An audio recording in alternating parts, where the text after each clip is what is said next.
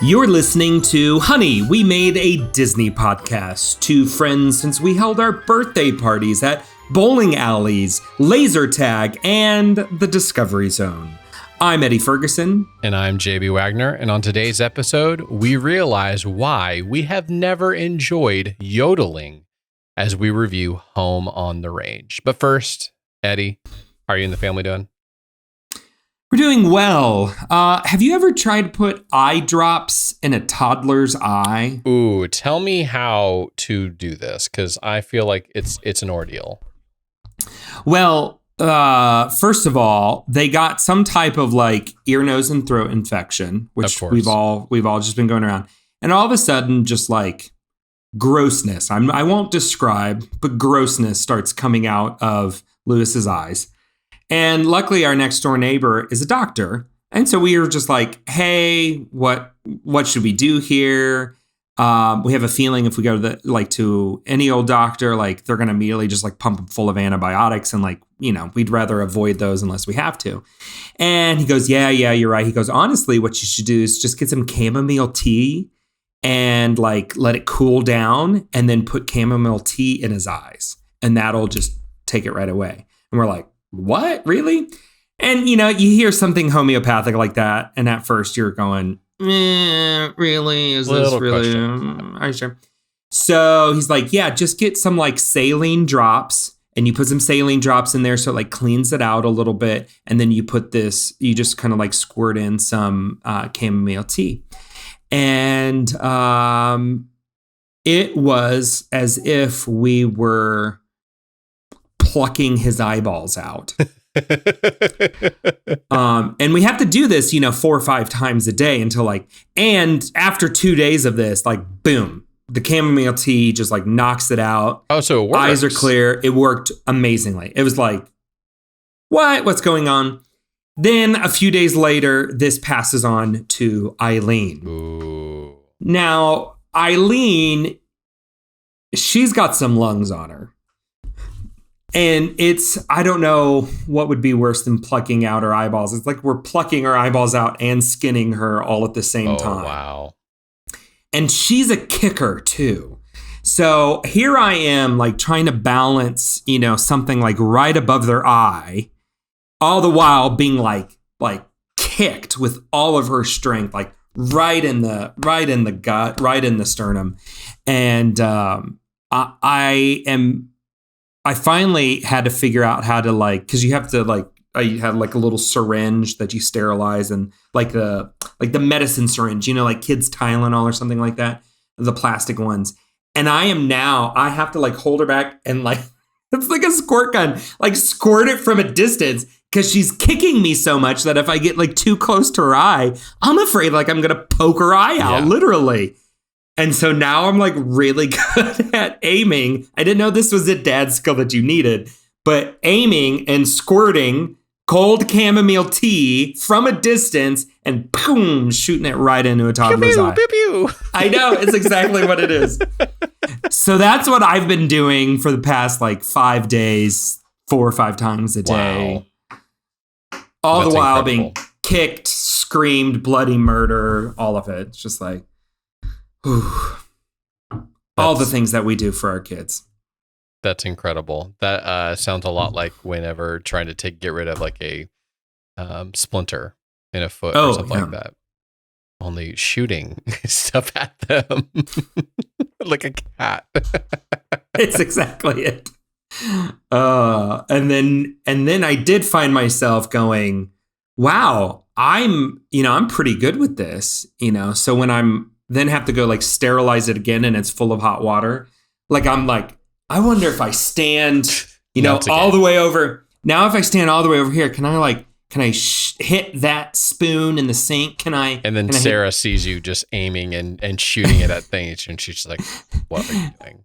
She hasn't noticed yet, I think. But what has happened is she's like, are you done in there yet? We need to do this. I'm holding her down. I don't know how much longer I can hold her down. I'm like, oh, yeah, I have a kid to actually take care of here and not practice my syringe syringe shooting skills. Yeah, say that 5 times fast. But enough about me and these new dad skills that I'm picking up on.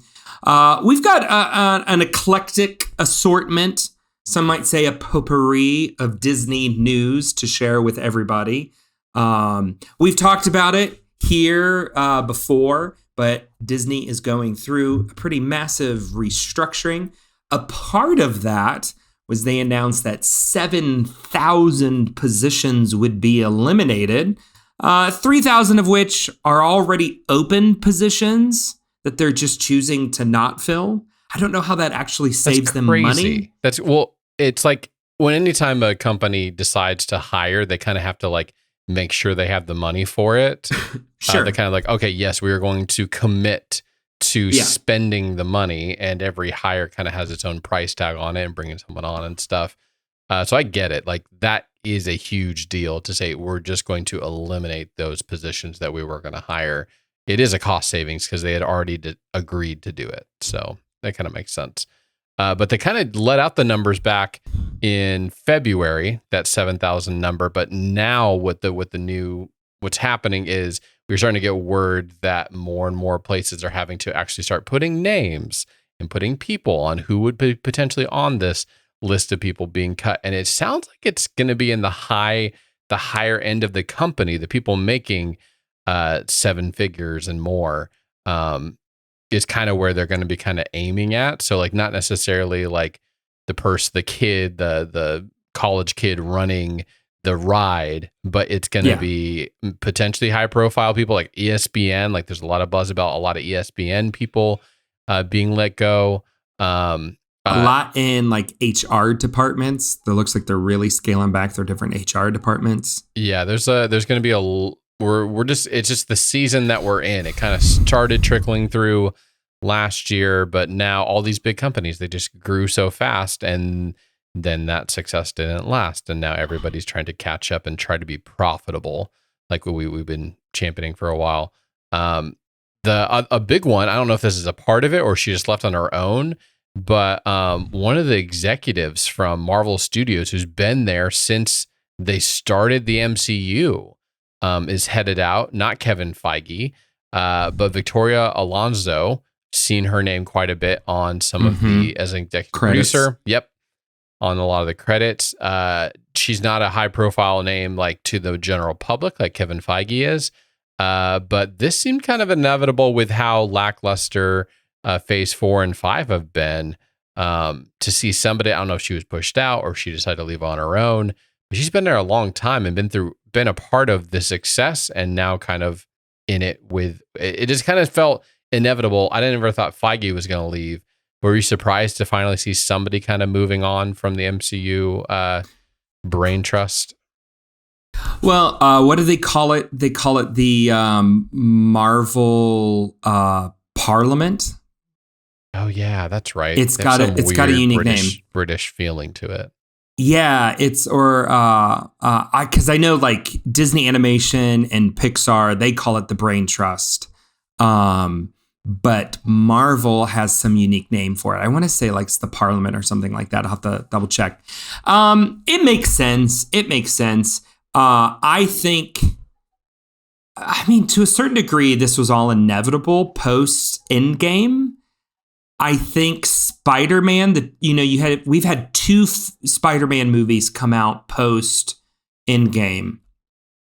And I think they gave them a false sense of security. Oh, yeah. And so I think now we're finally kind of showing, that was a hard 3 phases to follow if you're just sticking them in those phases. So much built to that. It was something we had never seen before. Everything was basically gold other than Incredible Hulk. Right. Like everything they did was huge. And Endgame was a huge experience for everyone. So it makes sense that like, okay, they kept going on like everything was just going to keep on going like it was Endgame and those before. And of course it hasn't been. So eventually that has to catch up to you and you have to see some creative restructuring. Yeah, I was very surprised. I wasn't surprised that it happened, but just now we're starting to see some ramifications. You were just like bickering between fans of like, oh, this isn't that good, this isn't that great. But to finally see, oh, they are acknowledging it themselves in their own way without coming out completely. No one's going to come out and say, hey, what I made sucked. So when does this trickle over to the other arms of the Disney conglomerate? When do we see somebody leave Lucasfilm or Pixar? That's going to be very interesting. I think if anybody, someone potentially from Pixar, just because they've been feeling the brunt of it with just their lack of success from all of their films, just one kind of bad move after another. Some of it they couldn't handle, they couldn't control, like when their parent company says, hey, we're not going to put these into theaters. Kind of a huge, massive blow to that, to what they're doing. But the stories they've been putting out, I have not. I have a friend who likes Turning Red, and that's about the only thing that they've done positively. So the only thing I hear people get excited about Turning Red is the boy band. Like I hear people like freak out over that, and it's like, that's the only part of that movie you liked? Okay. I'm not surprised to hear that ESPN is a part of this as well. It's been a long time with everybody saying, hey, at some point we could see them spinning off ESPN into its own thing, selling it off to another company. So obviously they spend a ton of money on all the sports rights and on talent. It was inevitable that that's going to be a part of it. So it'll be interesting to see where most of these actually come out, other than HR and ESPN. Which is crazy because, I mean, ESPN was their cash cow for the longest time. And to see that turned around to where it is now, it's really quite crazy. I would imagine that maybe things have changed now because of how bad the streaming money has been, but there's been rumors especially the past 6 months to a year, that they will eventually spin off ESPN, not spin it out of the company, but at least make it its own direct to consumer app. Because ESPN Plus really isn't that, because you don't get Sports Center, you don't get any games streamed live.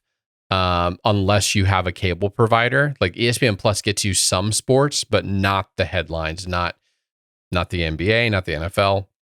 You don't get any of that. So I'll be very interested to see when they finally launch their own standalone direct-to-consumer product that actually is its own standalone product. They just, I think with sports rights and with trying to keep at least some of the cable people happy enough to keep on going. But no, I think this is the key. If they want to figure out streaming, they need to figure out sports rights and streaming. And I don't know, those sports rights renew quite frequently. You know, that you're not seeing anybody book 10-year deals anymore. Those are 3 to 4 years or something like that. But they're being so weird and convoluted. Like you have to add your cable provider. Apple and the MLS are getting a lot of kickback right now with their season pass thing that they rolled out through Apple TV. Because the way that it was initially announced, it sounded like if you had an Apple TV subscription, you were going to have access to this. And now it's an add-on, and it's hefty. It's hefty. I can't remember what it was, but like I looked it up because I was like, oh, okay, I'm really interested. And like, it was such a sticker shock. I just like immediately was like, no, I'm not going to do that. Well, I remember looking up and being like, it's the equivalent of adding 2 more streaming services. And I'm going, I already pay for Apple One subscription service. Like, why is this not rolled in? And then they like, some games are like these certain games are free at this, and it's just like, I don't have time for that. I don't have time to figure out when I can watch something for free or not. I don't have the money to pay for something else here. Like, why can't we figure this out? Streaming is what? 10, 12 years old now? Like, why haven't we figured this one out? Well, and Apple was getting a ton of praise for the fact that they were going to simplify for one sport. Like they were going to get everything for MLS. You get it all one place, and that was going to be they were the only ones being able to do that. Because everybody else, it's like you got to pick and play and choose. And Thursday night football you get on one place, Sunday you get on another, Sunday night you get on somewhere else, and then Monday you football's get, crazy. Yeah, it's ridiculous. So I was like, wow, they're going to do that, but it was too good to be true that they were going to actually roll it in and make it all one price. That's too good to be true. Sure. Speaking of too good to be true, I was just hoping to pop up on Disney Plus and not have another music documentary. Hey. But alas, every single week I feel like there's another music documentary happening. We had Miley Cyrus. We have your best friend U2. Hey, Bono and Ed. By the way, I watched that. Did you watch it on St. Patrick's Day? Yeah, opening day. It was fantastic. It was really good. It reminded me, like beforehand, I'm going, why is David Letterman involved in this? It didn't really make any sense. Yeah. But there was like a year that a roommate and I watched David Letterman every night. And I really enjoyed like his cranky, sarcastic humor. Plus, he's a fellow Hoosier. So I was like, okay. Yeah. And it really works. Like, it's the like Idiot Abroad type of show, the Ricky Gervais show. Mm-hmm. So it was really good. It's also fascinating just to hear the story of the band. I don't think if you were not a fan of U2, you would enjoy it in any way. Like it's very... it's for the tribe. But I think any of these, I think if you're not a fan of the person or of the music, you have to be something beyond a casual listener. That's why I think this whole strategy is interesting for them to like go after the music documentary scene. But here they go again. Well, it does make sense. And so the reason we're bringing it up is because there's a new, there's going to be an Ed Sheeran docu-series, The Sum of It All. And that's clever title, with all the little symbols and stuff. We talked about this last week with Miley Cyrus documentary, but Disney Plus is going after this specific market of docu-series, documentaries about musicians. And I feel like it makes sense because the farther we go along this, you need to have some sort of built-in audience before you go make a video series or a movie franchise or whatever. And it makes sense with comic books and anything adapted from a book because you have that. But musicians, it's the same thing. They've already built their audience, their core. They've got massive fan bases, whether you go talk about Taylor Swift, Miley Cyrus, Ed Sheeran, U2, all different ages and stuff like that. These people have rabid fan bases. We're not getting random people other than our dearly beloved Frozen lead person who has no fan base really much to speak of, except in some of the darker places of Broadway. But it makes sense. Like you go get like, back in the day, there was the Justin Bieber documentary that came out and actually hit theaters. It's interesting that these are all going straight to Disney Plus. I think that's been their pivot away from doing Pixar there. It's like, well, these documentaries take almost nothing to make. Like they probably don't take very much money, a lot of time, but not as much money. But I would assume these artists are getting some type of licensing fee or some big cut of this. Of course. I just hopped on here really quick because this is interesting to me. So, we've got U2, Miley Cyrus, Elton John, Beyonce. You've got 3 for Taylor Swift. I see several Latin artists on my end. So they're doing it in location specific. There's even a BTS one. Mm-hmm. This is pretty substantial. One that I haven't watched yet that I'm very interested to. We're not even talking about the Beatles one. They did the Peter Jackson Let It Be Beatles docuseries. I may have fallen asleep watching that one. I loved that. I was so captivated. what jogged my memory of that is Mary McCarthy, Paul McCarthy's daughter. She released a documentary through Disney called If These Walls Could Sing, which is the 90-year history of Abbey Road Studio. I've been wanting to watch it. I didn't realize the rights finally came open for me here, so I'll have to put that on the list for the week. But yeah, I mean, they're leaning pretty heavy and getting good names, so it must be working. It's interesting that they're going the music route because Netflix has heavily cornered the stand-up comedy, especially, which you got to talk about simple, like cheap content. You're basically paying one person and they just do a bare bones crew. Don't even have to, and like for one event, maybe they do film it a couple nights in a row to get a couple different things. And most of it is like they come out and they do their jokes and then they're done. Maybe there's some cool set design, but did you hear what Chris Rock's deal was? No. $44 million for 2 specials. Wow. And I mean, this last one that he just did was huge. I mean, they haven't released the numbers yet, but I mean, it was all over Twitter. It was all over the news. I mean, everybody talked about it for a good 2-3 days, so I think they got their money's worth. It'll be interesting when they release their numbers, but yeah, $44 million for 2. And that's just Chris Rock. That's what he got. I think that Chris Rock knew immediately because he didn't come out with anything for a long time. Well, he signed the deal 3-4 years ago. Oh, he did. Yeah, so this one that just came out was the second. So kudos to Netflix for getting it back then. Yeah, I was going to say because he probably would have imagined that post Oscar one, he probably could have gotten $44 million just for the one. Yeah, so it is interesting.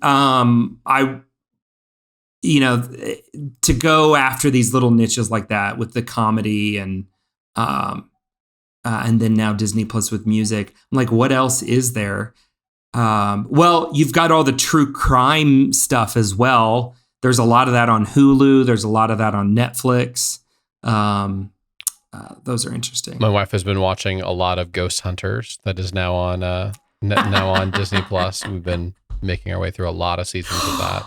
Speaking of true crime, I didn't put this on the list, but this past week we had a new trailer for Only Murders in the Building.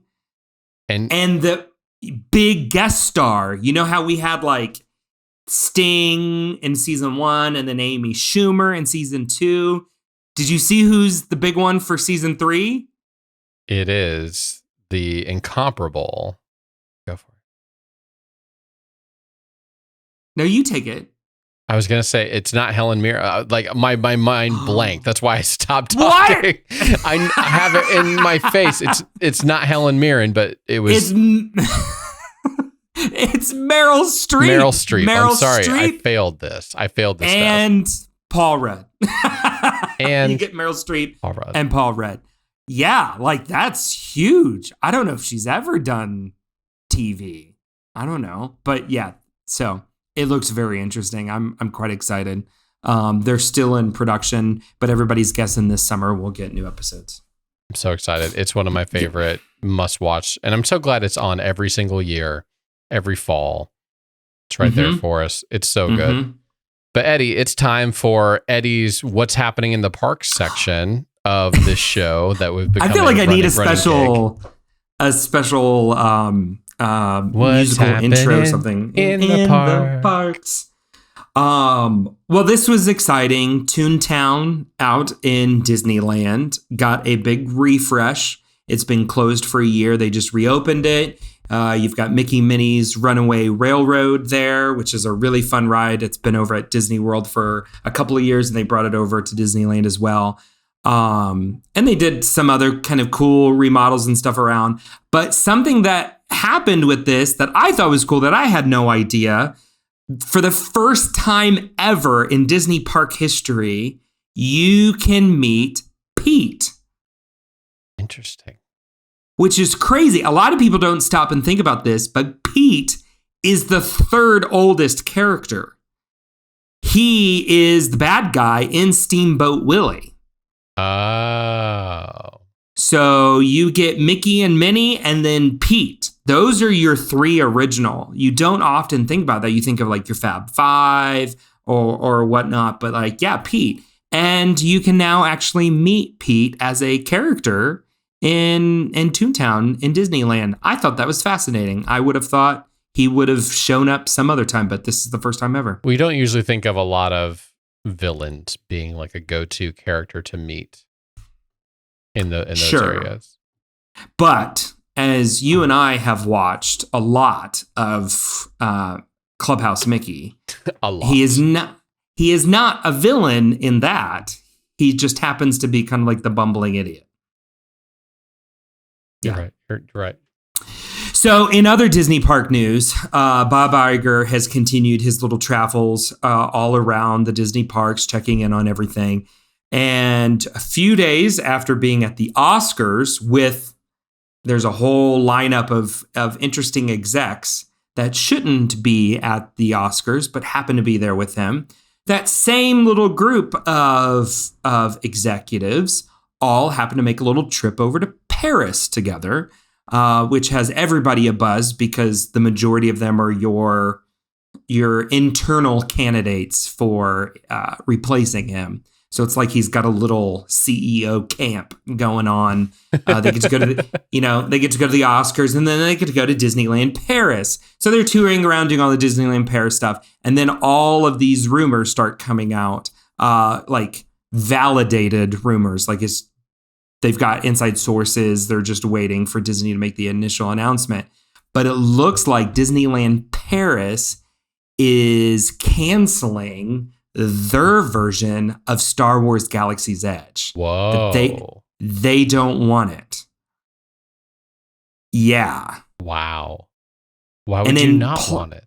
And in place of it, they're talking about a Lion King land and what exists at Animal Kingdom. They're talking about a Pandora, the World of Avatar land, which they're also talking about for Disneyland. Avatar World? That's not even rumored. That is from the lips of Bob Iger himself, that they are putting a Avatar experience in Disneyland on par with the Avatar land that we have at Disney's Animal Kingdom, which, don't get me wrong, is incredible. Arguably more immersive and breathtaking than even Galaxy's Edge.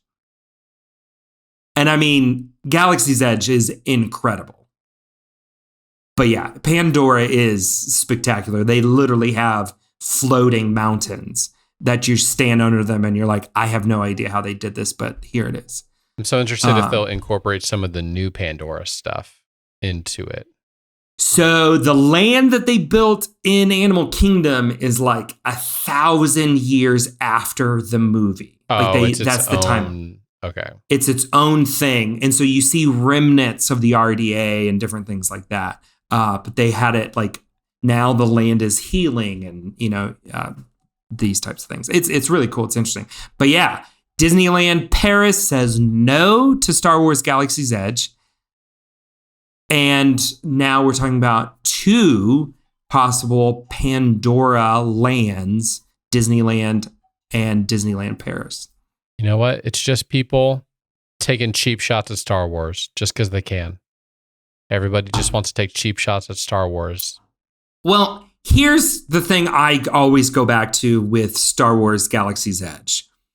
That from the Imagineering story, which you hear me talk about all the time on here, that if you have a Disney Plus account and you haven't watched Imagineering story, you're wasting your life and you need to go watch that right now. They were planning on making Star Wars Land Tatooine. Like we were going to get to go to Tatooine. And they had it all planned out, mapped out, figured it out. Like they were ready to start putting some shovels in the ground. And Kathleen Kennedy killed it and said, by saying, well, there's more Star Wars adventures to be had in the future than in the past. So we should build it somewhere that opens up the opportunity for future Star Wars adventures. To which I enter as exhibits into this case the fact that we have visited Tatooine in 3 separate series? Yep. Like, we've already visited it again in Mandalorian season 3. So it's like, I'm all done. We're all done. Come on. So I love Galaxy's Edge. I think it would be a lot cooler if it was a place that we knew and loved from the movies. It's still nonetheless like one of the greatest things they've ever done. Eddie, I just got another Southwest voucher, and all I want to do is go to Disneyland and go just by myself, but my wife would murder me in my sleep. You've got a few things coming up. And it's not even just me going now, which would be the worst timing to go, but the idea of me being at Disneyland without her would make her like self implode. I know how to solve this. We don't tell her. Just the podcast listeners. No, or you go to Disney World because there's an exact clone of it at Disney's Hollywood Studios. But I know the Disneyland and then you're not going. I can go back and forth between the park really easily. I know I got people there I can stay with. I don't know people. I don't know people in Orlando. I'm never going to get to go without her. So it's fine. I understand. So I think that's very interesting. I think it's also very telling of maybe the status of Star Wars right now. I think they're still... It's not good. They don't know what to do with it. Keep canceling or officially canceling after they pre-canceled things. Well, I saw a small, not a major, but a kind of a small movement on Twitter of trying to convince people, George Lucas, to just buy it back. How incredible would that be? They're never going to do that because they're still making money off of it, especially all the merchandise. I could see where he's buys back the studio, but Disney gets to keep, certain licensing rights or something. So the reverse of what he did to actually make his fortune. That's funny. Mm-hmm. Well, that's it. That's your Disney Parks Corner with Eddie. That we're going to make a run. It's a long-standing feature of this show, I think. We just can't help ourselves. But that's not why you are here today. We know that you are dying for a review of the latest film in our series from 1988 to 2005, aka our childhood, as we review today Home on the Range. Cue the Disney sound effect.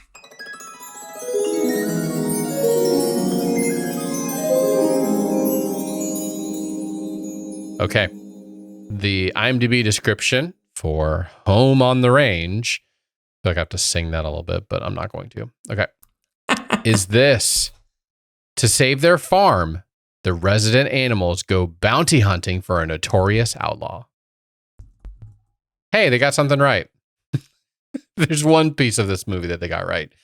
Eddie, that might be the best part of this whole movie. It probably was. Eddie, did you watch Home on the Range at all? Before now? This was my very first viewing ever. Ever?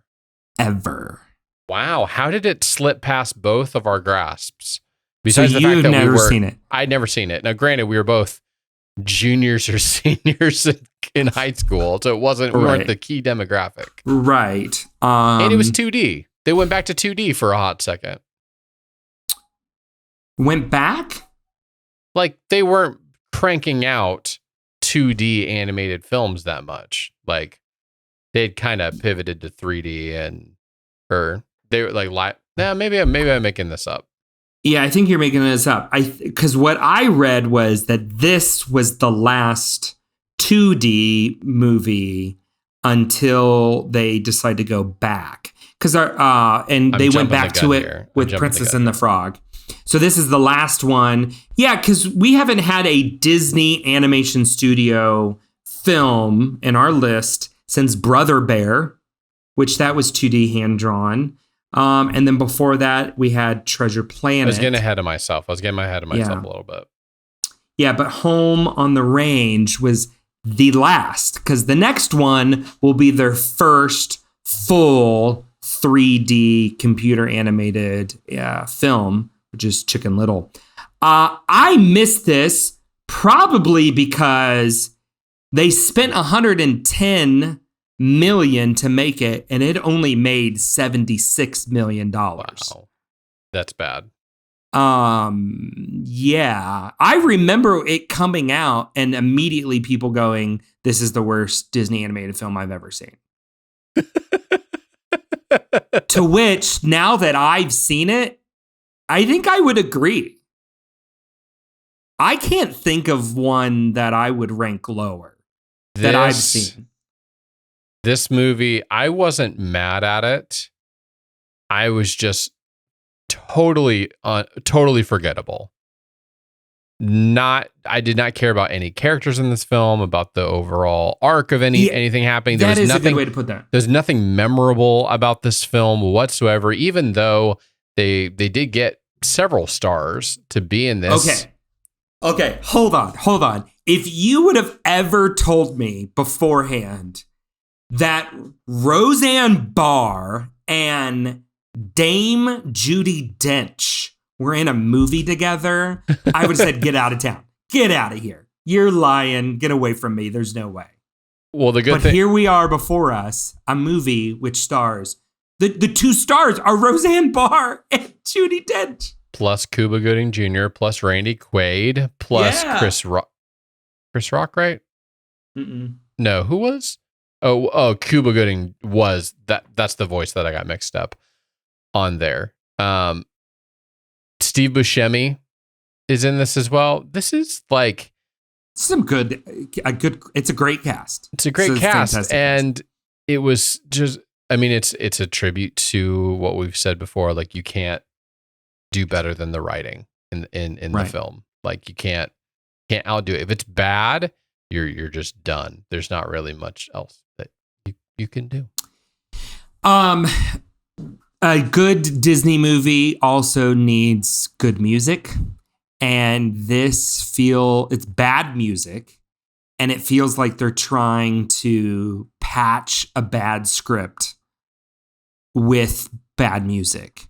Because there's obvious moments throughout this movie where they didn't have enough story. They don't have enough narrative to make it a feature-length film. And we just get these weird, like, music videos, I guess you could put. I'm like, it's just like music to animation. It just felt odd to me. Eddie, this movie was so bad. Normally, I have one of these films that I'm like not going to set time out of my day to go watch it and just like dedicate time to it. I will put it on like a second screen while I'm doing busy work. But I'll get distracted at times and get caught up in the story for a second. Oh, I got to get back to doing what I'm doing. I didn't look up once. I was just listening like a podcast to this film as I just continued to just do the work that I was doing. And it did not distract me. It did not pull me into it. It did not pull me out. It did not pull me away from my work. I got done in record time, the things that I was doing, because of how forgettable this film was. I had the least amount of notes. I have a couple of one-liners, some people's names, just so I remembered who anybody was. There's a couple of dad jokes. It's like, oh, going to a dairy farm. Hope it's not one of those fat-free places. Oh, she's a little tense. What's her specialty? Sour cream? And then one of the bulls said, maybe we can help each other. That's what I wrote down. And people's names. That's it.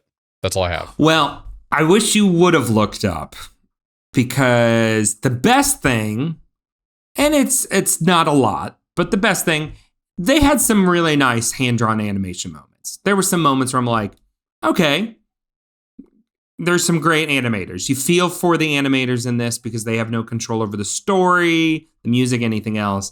They're just doing their art.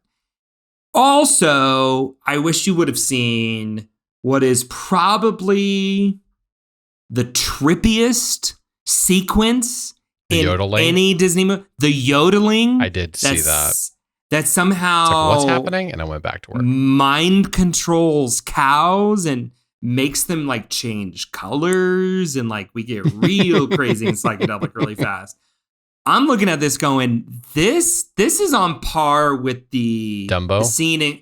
Oh, well, I was thinking of Good Dinosaur where they get high on the berries. It's just weird. It's just weird. And I agree with you. This is so forgettable. There's nothing about this that draws me in or exciting. I had a brief little moment where they've got the mine car sequence. I'm like, okay, this is kind of cool. This is entertaining.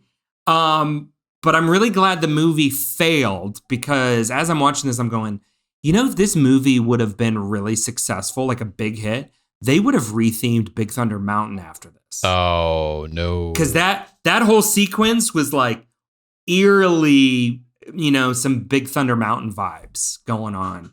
And I'm like, well, I'm glad this movie bombed because you don't want to touch Big Thunder Mountain. That's perfect. The little bit I was paying attention to this, I kept on getting confused between the sheriff that Buck was trying to take out there with the bad guy Slim that they were trying to catch. I was like, I thought he was bad. No, and then I went back to work. I was just like, what is going on? It's not worth it. Don't care. Just get through it. Just push, just persevere. The only way out is through, Eddie, sometimes with these movies. I even watched this with Lewis because like, oh, okay, this is something we can watch together. And we get towards the end of it, and I'm like, well, Lewis, what did you like this movie? And he just goes, not really, Daddy.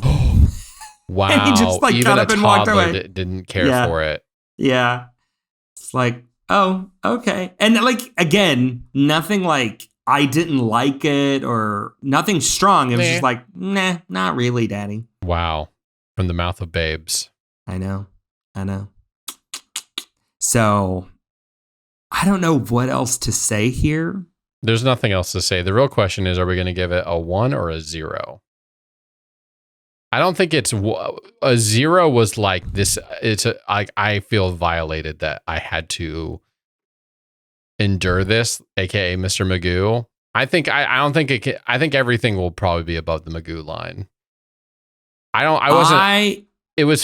It was whatever. I don't care for it anymore. So I'm just going to go with a 1 for me personally. I think so. We give 3.5s and 4.5s. I think I'm going to give this just a 0.5. Wow. A 0.5. 0.5. That's strong words. It's not Mr. Magoo, but it is just barely above it. I mean, you even get the like random, is this racist Chinese character near the beginning? I forgot about them. That's why. I forgot about so many people and things in this because I had nothing to say. And as soon as that character shows up, I'm like cringing. I'm going, oh no, it's Mr. Magoo all over again. Oh no. Oh, Jennifer Garner, get out of there. Wow. So yes, I'm giving it a 0.5. I don't think I've done that to any other film. This is a new category. But there you go. And with that, everyone, your life, I say, has truly forever been changed by another episode of Honey, We Made a Disney Podcast. Be sure to subscribe wherever you listen to your other favorite podcasts. And while you're there, please leave us a 5-star review to help us on those ratings and share it with your best friend. You can also check us out at honeywemade.com. There you can see our full movie list as we go through all the Disney movies from 1988 to 2005. You'll want to check that out. Maybe some episodes you've missed, because sadly, we will not be back next week as we will be taking some time off for family, babies, Easter, and many other things going on in our lives. But we will be back soon. We're just taking a few weeks off. Sorry for those of you who have been waiting with breathless wonder and bated amazement. breath. Bated breath. You knew I was struggling. For what the word was. for things like we got coming up. We got Around the World in 80 Days. We got The Princess Diaries 2, The Royal Engagement. Yes. Incredibles, National Treasure. The Pacifier? Herbie Fully Loaded. Man, there's a lot of things still to go as we kind of continue this out. And you know what? Maybe we'll spend some time over the next little bit figuring out what we're going to do after this. Who knows? But thank you, listener, for listening to another episode. And remember, they're family. You don't sell family.